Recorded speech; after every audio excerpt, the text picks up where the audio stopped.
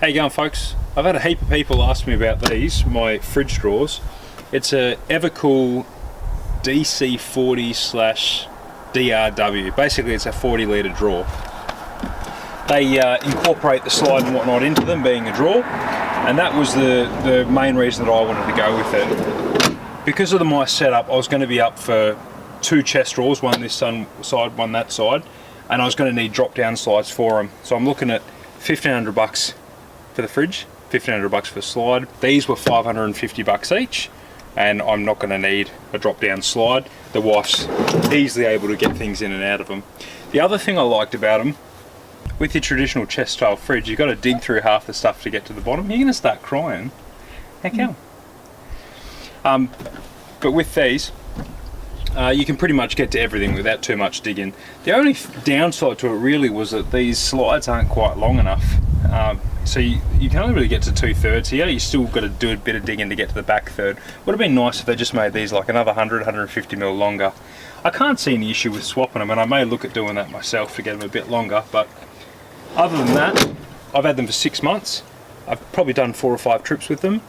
The last trip was about 200 k's of corrugations, and I had spotlights falling off, bolts in the canopy working themselves loose. I've had no issues with either of these. I run this one primarily as a fridge. It will hold up to 48 cans. The one on the other side I use as a freezer, and it will go down to about -16 degrees.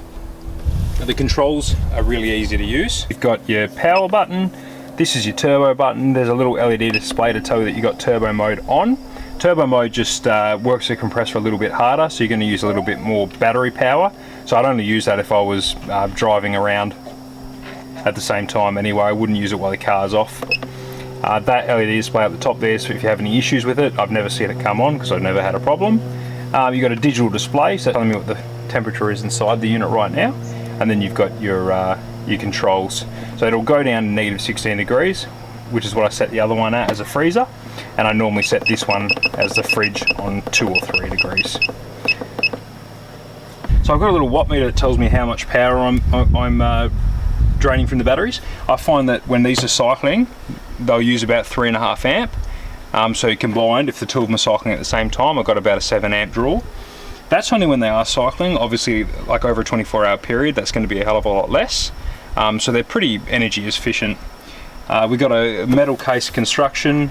The door and the locking assembly on the drawer itself are plastic, but they've held up to everything so far. So the inside tub's plastic construction. You can actually pull it out to wash it, and it's quite handy because you can take it inside your house and load it full of all the stuff in there, then take it out and stick it in your fridge. So that's quite good. So Evakool are an Aussie company. These came with a 2-year warranty, which was better than the other fridge drawers on the market. It was also the biggest size. This was the 40 litre, like I said. I think Engel do a 30 litre, and I think it was only a 12-month warranty, but I'd have to double check that. They use their own compressor. It's a CK25. This was the first drawer they'd done, I believe. And I normally wouldn't buy the first of anything, but I've had such a good run out of an Evakool that I had for a few years previous to these that I thought I'd give them a go, and I'm glad I did. Yes, cheers guys, I hope you enjoyed the review.